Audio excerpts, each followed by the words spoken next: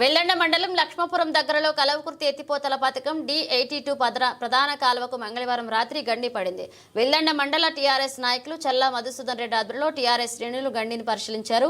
ఈ సందర్భంగా చల్లా మధుసూదన్ రెడ్డి మాట్లాడుతూ కాలువకు గండి పడి 150 ఎకరాల వరకు వరి చేను నష్టపోయిందని, 24 గంటలు అవుతున్న అధికారులు స్పందించలేదని, కనీసం తాత్కాలిక మరతలు కూడా చేయడం లేదని, ఒకవేళ మళ్లీ వర్షాలు పడితే నీరు వృధాగా అవుతుందని, పంటశాలల్లో ఇప్పటికే ఇసుక మేటలు వేశారని, ఇంకా రైతులు నష్టపోవాల్సి వస్తుందని, వెంటనే స్థానిక ఎమ్మెల్యే కసిరెడ్డి నారాయణరెడ్డి కాంగ్రెస్ ప్రభుత్వం పట్టించుకుని మరమ్మతులు చేయాలని అధికారులను కోరారు.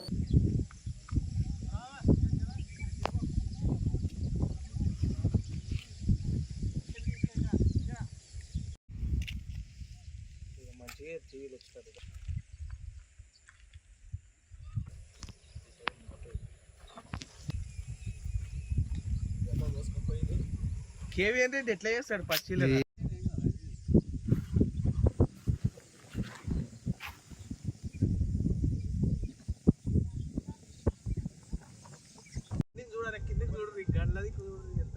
ఇక్కడ చూడు.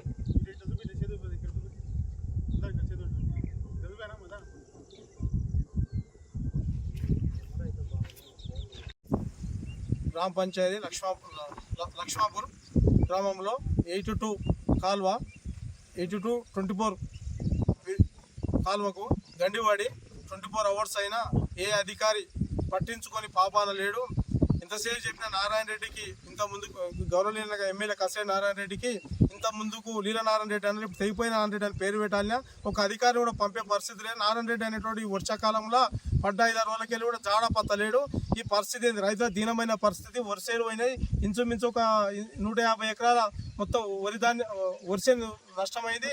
కాలువ మొత్తం 7 గాడికి ఎప్పుడైతే మోసు కొట్టుకొచ్చి ఒక అధికారి వచ్చి కూడా అధికార పార్టీలు ఉండరా లేరు అనే పరిస్థితి వచ్చింది. ఎంతసేపు వాళ్ళ దందాలు వాళ్ళకైనాయి. ఈ కాలువ పట్టించుకునే నాదుడు లేడు. వెల్దండ మండలంలో వానకాలం అదే పరిస్థితి ఉంది, ఎండాకాలం అదే పరిస్థితి ఉంది. తాగటానికి నీళ్ళు లేవు. వాన వచ్చినా ముడుచుకుంటున్నావు. వాన పడ్డరా ఇలా ఇంటి మీద ముడిసే నాడుతూ అంటున్నావు. లాస్ట్కు తెల్లారు సేమ్ లేని పరిస్థితిలో ఉంది. దీన్ని తగిన న్యాయం చేయాలి. లేకపోతే మా అధినాయకత్వం దృష్టికి తీసుకుపోదాం.